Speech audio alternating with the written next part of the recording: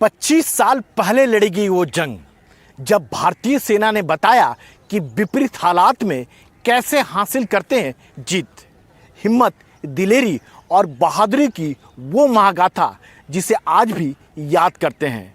कहानी उन सुरमाओं की जिन्होंने हमारी और आपकी सुरक्षा के लिए सरहद पर वो लकीर खींची जो आज भी कायम है। 3 मई 1999।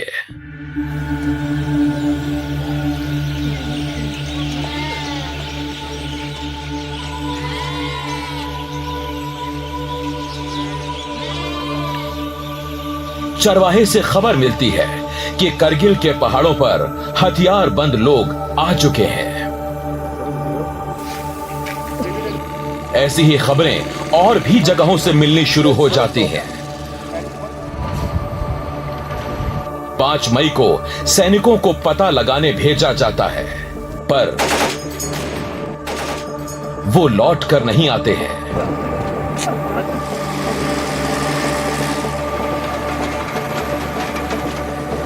सेना हरकत में आ जाती है। लाइन ऑफ कंट्रोल पर ऑपरेशन विजय का ऐलान होता है। एक ऐसी जंग जहां आप नीचे हैं, दुश्मन 14 से 18 हजार फीट की ऊंचाई पर बैठा है। पहाड़ी इलाका है, तापमान 0 से 10 से ज्यादा नीचे है, ऑक्सीजन की कमी है। पानी की हमें बहुत दिन के अंदर प्यास लगती थी तो हमें गिलास से नाप कर पानी देते थे। बर्फ का पिघलाकर बनाते थे, जो कि तेल भी नहीं था हमारे पास। तो एक जवान को दिन के अंदर 1 गिलास पानी पीने के लिए ये 40 दिन तक हमने इस तरीके से किया।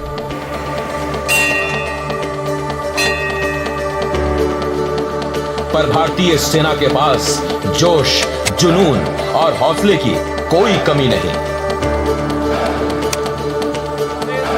बलिदान के लिए तैयार और बहादुरी में कहीं भी पीछे नहीं।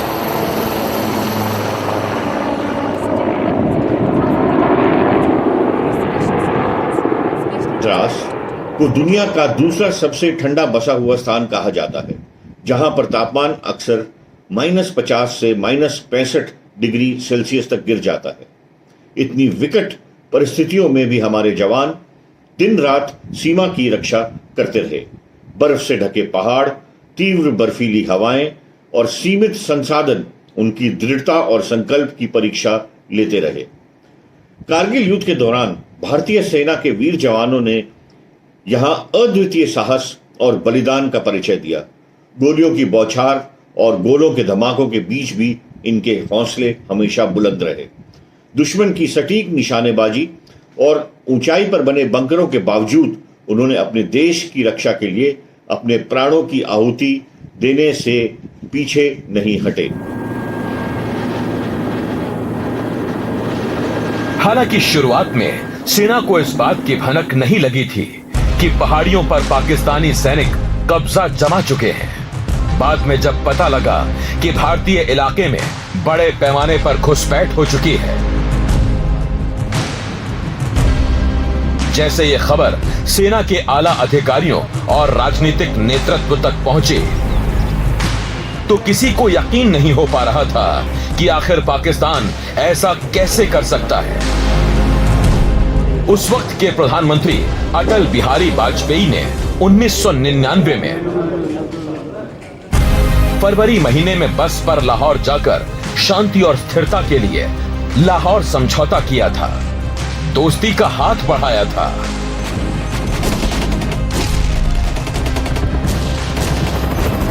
युद्ध के पहले दौर में सेना को खासा नुकसान हुआ।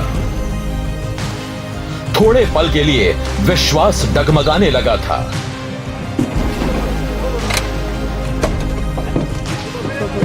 पर जून के पहले हफ्ते के बाद से हालात धीरे धीरे भारत के नियंत्रण में आने लगे।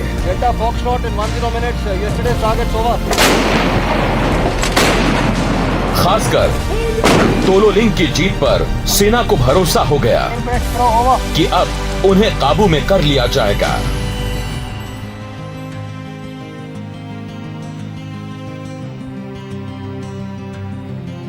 पहली जीत जो हमको मिली वो थी कोई 13 या 14 जून में जब हमारी फ़ौज ने तोलोलिंग की पहाड़ी के ऊपर कब्ज़ा कर लिया। और तोलोलिंग की पहाड़ी जो थी वो बहुत डोमिनेट कर रही थी हमारे रोड को, जो जोजिला से कारगिल की तरफ जाता है। तो काफ़ी भीषण लड़ाई थी वो, और उसके बीच में हमने भी कई अपने ऑफिसर जैसे खोए, जवान खोए। लेकिन जब जिस तरीके से हमारे जवानों ने वहाँ पर उस पर कब्ज़ा किया और जिस तरीके से पाकिस्तानियों को वहाँ से हटाया, उस दिन मुझे लगा कि ये टर्निंग पॉइंट है, हम इनको अभी नहीं रहने देंगे और हम विजय हासिल करके रहेंगे।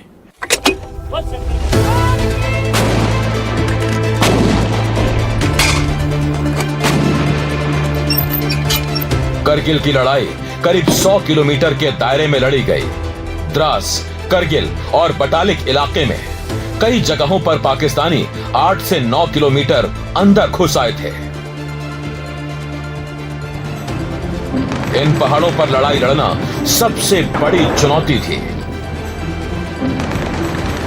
दुश्मन आपके ऊपर पहाड़ी पर बैठा है और भारतीय सैनिक नीचे जमीन पर हैं। पहाड़ पर लड़ाई को लेकर साफ रणनीति है कि अगर आप नीचे हैं और आपके दुश्मन ऊपर पहाड़ियों पर हैं, तो उसे भगाने के लिए आपके पास 9 गुना ज्यादा सैनिक होने चाहिए, तभी जीत मिल सकती है। तोलोलिंग के बाद सैनिकों के हौसले आसमान छूने लगे।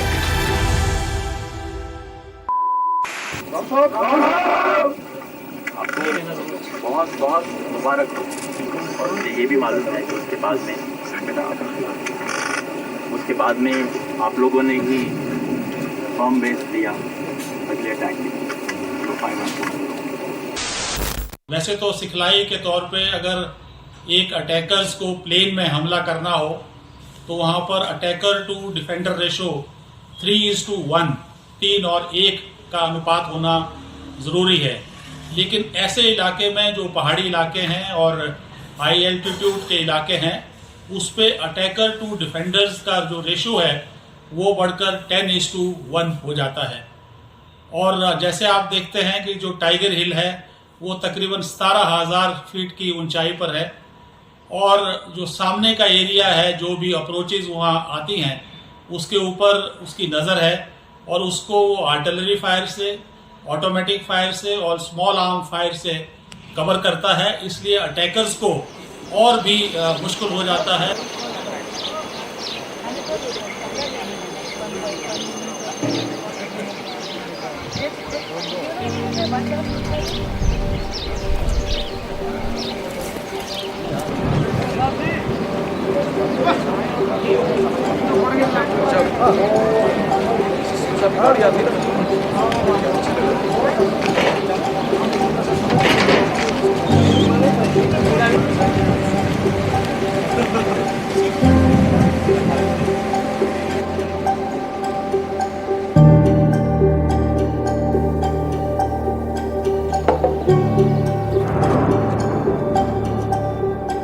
तोलोलिंग के बाद सेना को टास्क सौंपा गया टाइगर हिल्स पर दोबारा कब्जा जमाने का।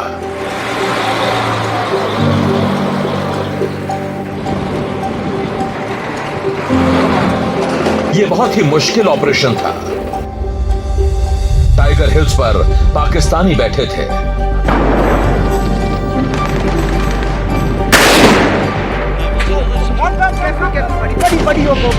लगातार ऊपर से बमबारी और गोलाबारी की जा रही थी। रणनीतिक तौर पर यह अहम पोस्ट थी।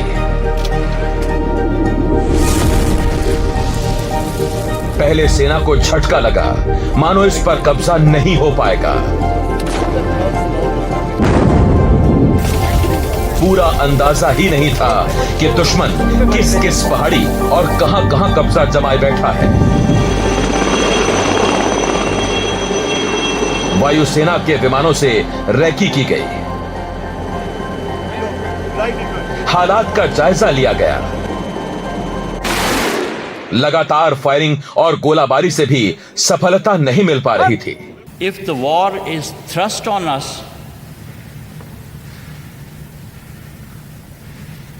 we shall fight with whatever we have.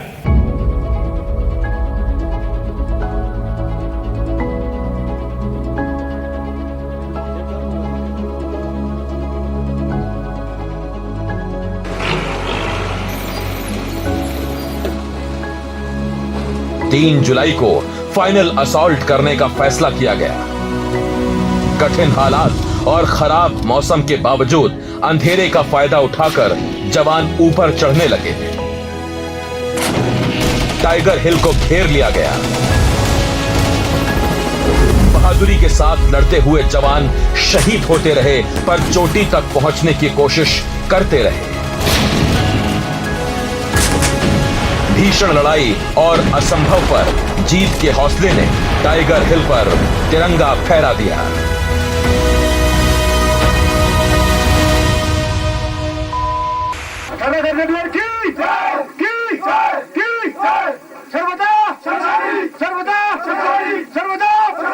Indian party का भी काम जो है कम से कम ग्रेनेडियर के बीच में आ गया। हाँ, मैंने हटा दिया, वो ये बोलते रहो। मैंने हटा दिया। हाँ, बहुत मैंने लगाया था। और आगे इसका भी बात माननी पड़ेगी, इतना बड़ा भारी कैमरा उठा के घूमता है। बहुत तगड़ा होता है। ड्यूटी पर कैमरा।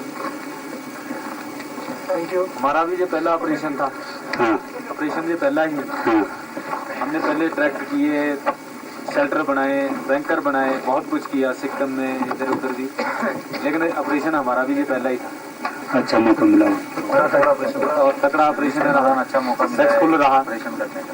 तो हम भगवान से प्रार्थना करेंगे कि अगर दोबारा मौका मिला तो ऐसा ही सक्सेसफुल ऑपरेशन रहे और इस यूनिट के साथ हमें फिर काम करने का मौका मिले।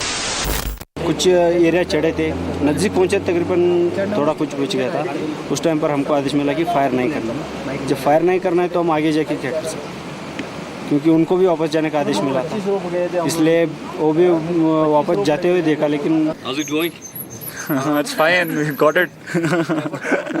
Any more resistance?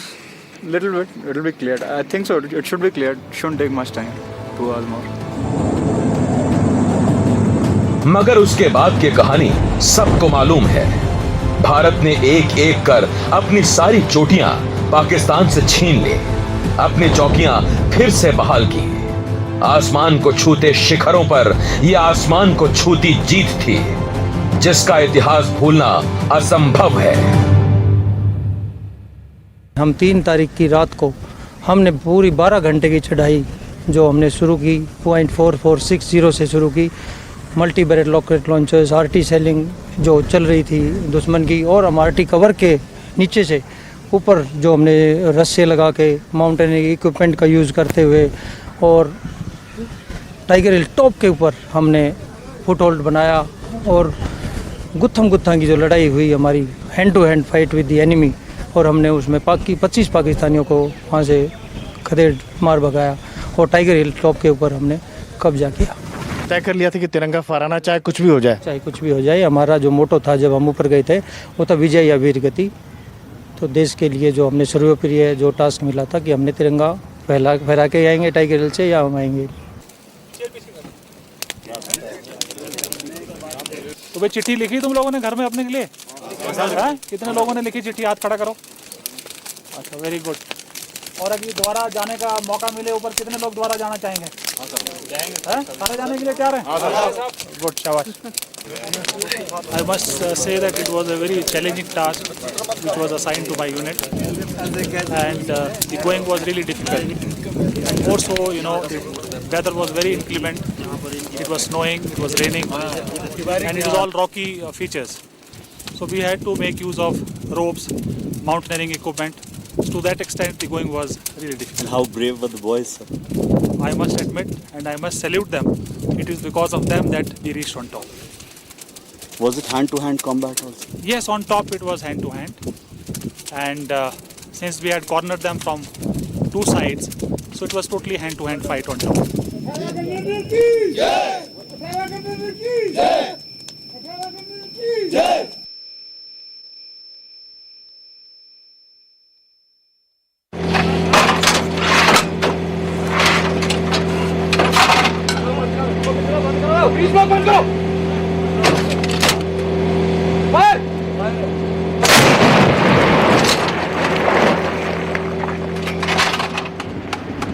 लड़ाई के रुख में बदलाव और ज्यादा तब नजर आया जब बोफोर्स तोप का इस्तेमाल शुरू हुआ। पाकिस्तानी ठिकाने और बंकर को तोप निशाना बनाने लगे।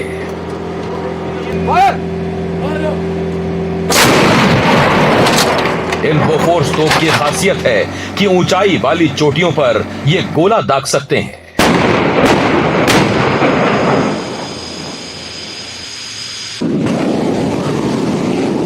रही सही कसर भारत के लड़ाकू विमानों ने पूरी कर दी।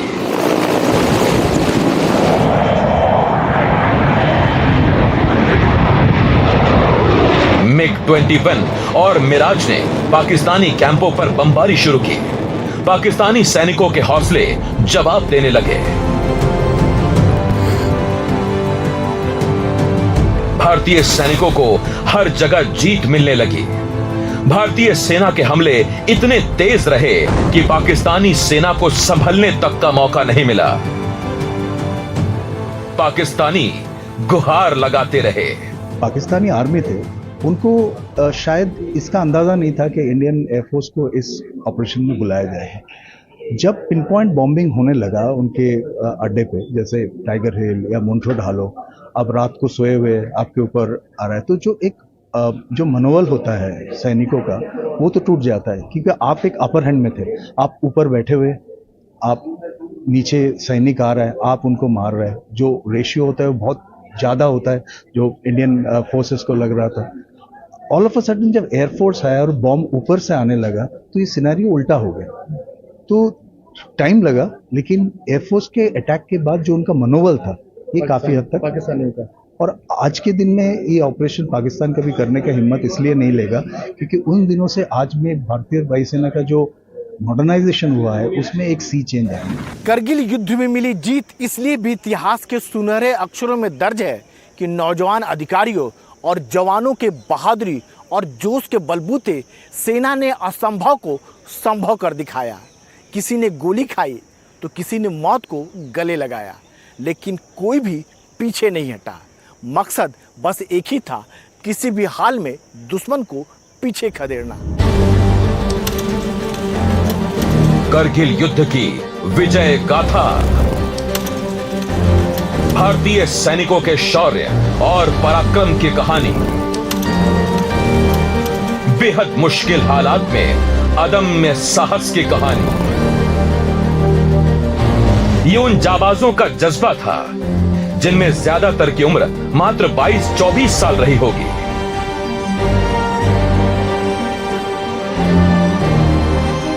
ये उन शूरवीरों की कहानी है जिन्होंने यह ठान लिया था कि दुश्मन को हराकर ही दम लेना है, जिन्होंने ठान लिया था कि या तो मोर्चे पर तिरंगा लहरा कर लौटेंगे या फिर तिरंगे में लिपट कर लौटेंगे। ये देश के महानायक हैं, परमवीर चक्र विजेता शहीद कैप्टन विक्रम बत्रा, परमवीर चक्र विजेता शहीद कैप्टन मनोज कुमार पांडेय, परमवीर चक्र विजेता ऑनरेरी कैप्टन योगेंद्र सिंह यादव, परमवीर चक्र विजेता सूबेदार मेजर संजय कुमार, शहीद कैप्टन अनुज नैयर, शहीद कैप्टन विजयंत थापर। 1999 में हुई उस जंग के इन नायकों ने वो बहादुरी दिखाई जिसके मिसाल इतिहास में कम ही मिलती है। शहीद कैप्टन सौरव कालिया ने तो मात्र 22 साल की उम्र में ही देश के लिए सर्वोच्च बलिदान दिया। वो अपनी पहली सैलरी लेने से पहले ही देश पर कुर्बान हो गए। ऐसे युवा सैनिक जिन्होंने वो कर दिखाया जिसके बारे में सिर्फ सोचा ही जा सकता है। बहुत सारे और भी हमारे यंग ऑफिसर्स थे, कुछ तो अटैच्ड ऑफिसर्स भी थे। हमारे यंग ऑफिसर्स में से 2-3 जिन्होंने बहुत ही अच्छा काम किया, जैसे उस टाइम के कैप्टन सतीश, बहुत ही अच्छा उम्दा काम किया उन्होंने। रावत, लेफ्टिनेंट रावत, अभी मेरे ख्याल से 2-3 महीने का उनका कमीशन होके आए थे। देन अटैच्ड उसमें से captain lieutenant Joshi, then youngster, बिल्कुल अभी भी यंगस्टर था, लेफ्टिनेंट अक्षय चंद्रन, जो कि हमारे पुराने एक कमांडिंग ऑफिसर के बेटे थे 711 GR के। और आज ब्रिगेडियर हैं। बहुत ही उम्दा काम किया ये सब यंगस्टर्स ने। तो कहने का मकसद ये है कि कारगिल जो युद्ध है, मैं तो सोचता हूँ कि ये बटालियन लेवल का युद्ध से जो है हमें विक्ट्री हासिल हुई है। और ये जो यंग लीडर्स हैं, कैप्टन्स, लेफ्टिनेंट्स और जो जेसीओज, इवन हवलदार लेवल तक, उन्होंने बिल्कुल शेरों जैसा लड़ा। करीब 17-18 हजार फुट की ऊंचाई पर हुई इस जंग में 527 वीर शहीद हुए, करीब 1300 घायल हुए। भारतीय सेना ने जिस तरह करगिल युद्ध में दुश्मन को खदेड़ा, उस पर हर देशवासी को गर्व है। उनकी याद आते ही सीना फक्र से चौड़ा हो जाता है।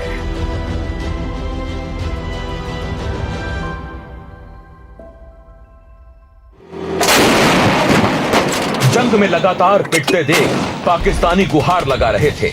अमेरिका से लेकर चीन तक हालत यह हो गई कि तत्कालीन पाकिस्तानी प्रधानमंत्री नवाज शरीफ को अमेरिकी राष्ट्रपति बिल क्लिंटन की शरण में जाना पड़ा।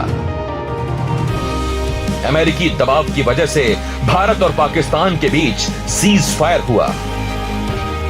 सलाम उन भारतीय सेना के जाबाज योद्धाओं को जिन्होंने वीरता और देशभक्ति की वो इबारत लिखी जिसे देश ही नहीं पूरी दुनिया में सम्मान मिला।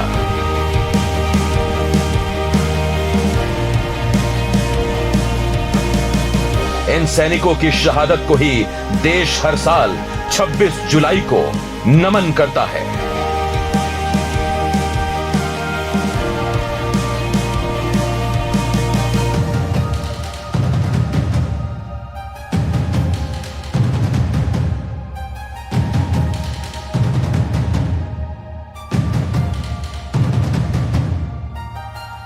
यकीनन करगिल जंग में सेना ने शौर्य और बहादुरी की गाथा लिखी, लेकिन सवाल भी पीछे छोड़ गए। अगर हमारा सूचना तंत्र मजबूत होता और सैन्य तैयारी पुख्ता होती तो शायद इतने बड़े तादाद में हमारे जवान वीर गति को प्राप्त नहीं होते। उम्मीद है करगिल युद्ध से मिली सीख को सेना कभी नहीं भूलेगी।